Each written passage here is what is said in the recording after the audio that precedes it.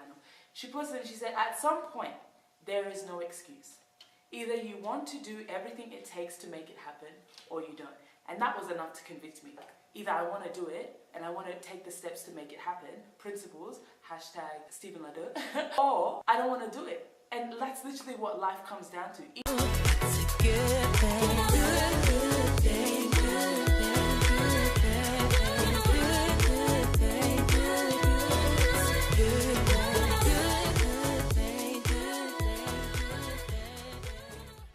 Hi guys, my name is Gladys Suriga and I am the founder of Temples, and I'm also Miss Africa Perth 2018. I guess I just wanted to do a little video to encourage someone who may be sleeping on an idea that they had. Maybe it's fear that's kind of stopping you from taking that leap of faith.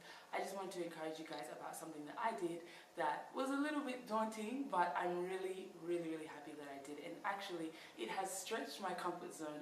Basically, before I became Miss Africa, I had two ideas. And I've been doing a few talks as Temples, hosting events and even having like interviews, but I wanted to do more events, but I was a little bit scared. And I wrote them down for my New Year's resolution. And I was like, these are the interviews that I want to do for Temples, and these are also the events that I want to do. But just ideas, they're in my journal, no one knows about them, no one can hold me accountable for them, it's fine.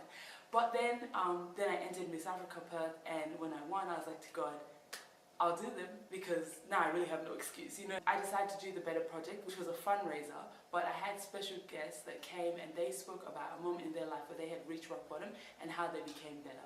From that fundraiser, we were able to raise $1,500, which went towards the Miss Africa Perth tutoring scholarships. So we're able to get 5 scholarships for students, and that was amazing. And then I had a second idea, and I remember, after the success of the Better Project, I was like, yeah, this is really good, we've done well, leave it at that, because I guess in me I had a fear of failure. I had a fear that what if my second event wouldn't be as good as my first event. I kind of let fear talk me out of it, and to be honest, I procrastinated. In fact, I told myself, that's it, Better Project, thank you so much everyone for your support, I'm done.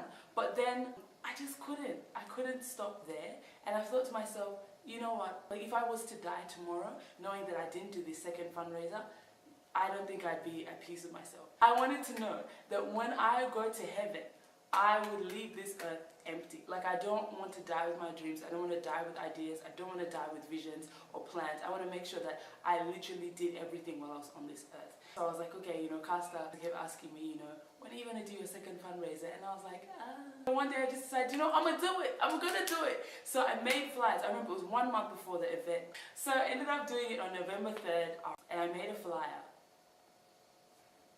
Can y'all see that?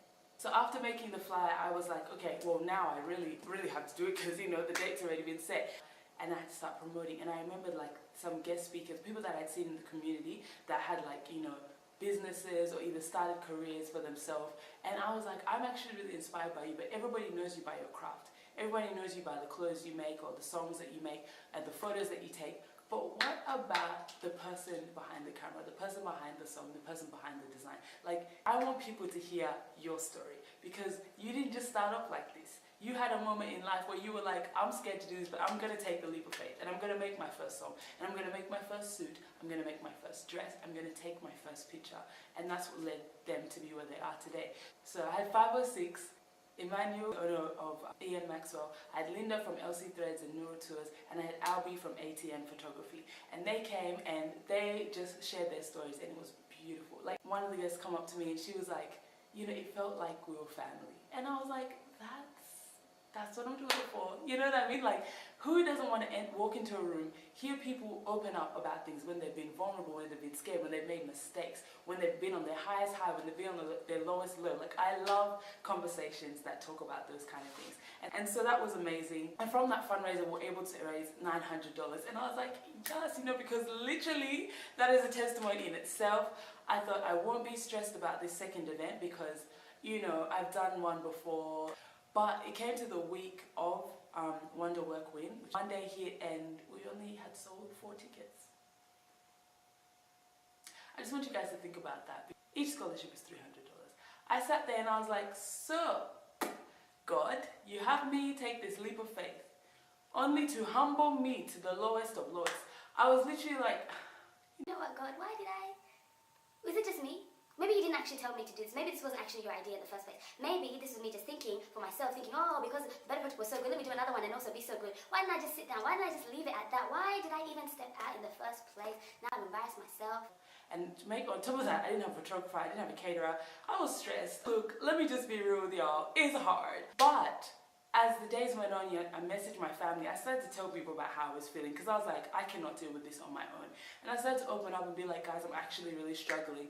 And from me opening up, that's where help came from. Like literally, my brother was able to organize our photographer who we had. It was Michael Port, and he did an amazing job. And then my parents, they helped us out with the catering, and I was just like, thank you so much. Tickets started to go one by one. They started to sell, and I was like, we're really doing this. People really buying. I remember just getting excited when we hit $200, and I was like, you know what, God, last time you really did it with the door sales, so we're gonna do the same thing again. I had to come to a point where I just had to really let it go and give it to God, because every day I was praying about it, but it's like, how many times are you going to pray about the same thing before it becomes belief? You know what I mean? Like, I prayed because I was worried that it wasn't going to go well, so I gave it to God. But then I kept picking it up again and being like, okay, God, I'm still stressed. Help me out with this. Whereas the first prayer was me giving it to God. Every prayer after that should have been thanking God, because that should have been me trusting Him that He will do it. And He actually did. And so I remember just saying to her, and even before the actual event started, I think let's say an hour, I was upstairs actually like behind these walls with Raymond and Christine, and I was like, guys, I'm really nervous, can we just pray? I was like, actually, I'm not nervous, but I just want to pray, and they were laughing and everything, but at the end of it, we prayed. And after that, I was like, this is the last time. I just have to step out in faith and just trust that God has got this, and that God has got me, and that God has got each and every person coming to this place to help me in this fundraiser and bring this vision to life. And I want to thank God because it was amazing. And from that, I was able to start a GoFundMe page. But now we can have ongoing support beyond the fundraisers, where people who maybe couldn't attend the fundraisers can still donate to the Miss Africa Perth Tutoring Scholarships of 2019. So now I get to my aim.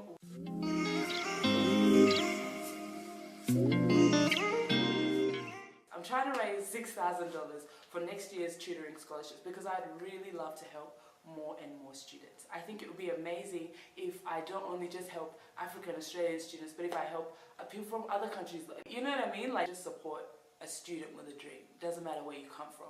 From raising enough money to provide 20 scholarships, imagine like how many students will be able to impact. And on top of that, I can't wait to go back to the school and just meet the students. I remember when Mr. Green, the deputy principal of senior school at Bellagio Community College, he came to my event and he was speaking, and he said, the scholarships were great, but the best thing was having Gladys come and speak to the students, because he's like, you could just see it on their faces how encouraged they were. And I have some photos.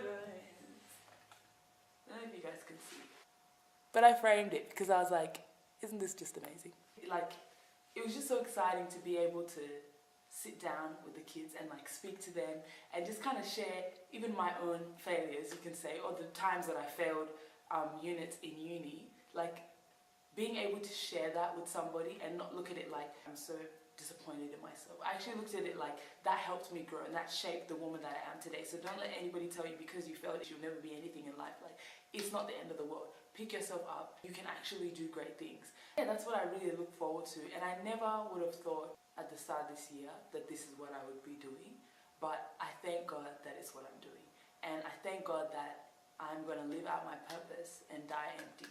That is my goal for the rest of my life. I mean, even with this video, like, I said I wanted to do it, and I woke up this morning, and literally, because I have a bit of a cold, like, you can't hear it now, praise Jesus, but when I woke up this morning, I sounded like a frog, and like, my voice was not there, and I was like, how am I going to film a video? I'm not going to film it, I'm just going to leave it. Then I found this thing on Instagram. Her name's Nicole Lionel.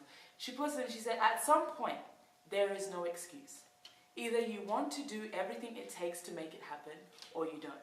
And that was enough to convict me. Like, I read that and I was like, either I want to do it, and I want to take the steps to make it happen, principles, hashtag Stephen Lado, or I don't want to do it. And that's literally what life comes down to. There's no point saying, I want to do this thing, but when it comes to taking the steps, you're like, oh, I'm tired.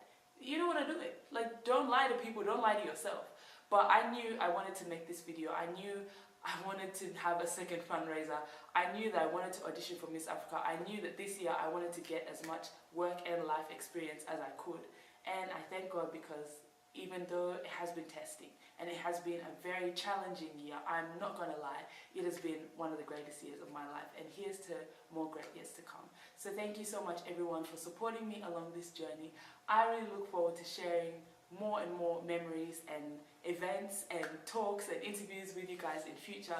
And also, if you'd like to support the Miss Africa Perth tutoring scholarships for 2019, I will leave the link for our GoFundMe below so that you guys can make whatever donation so that we can reach our 6K goal for 20 scholarships in 2019. Thank you so much, guys. God bless you.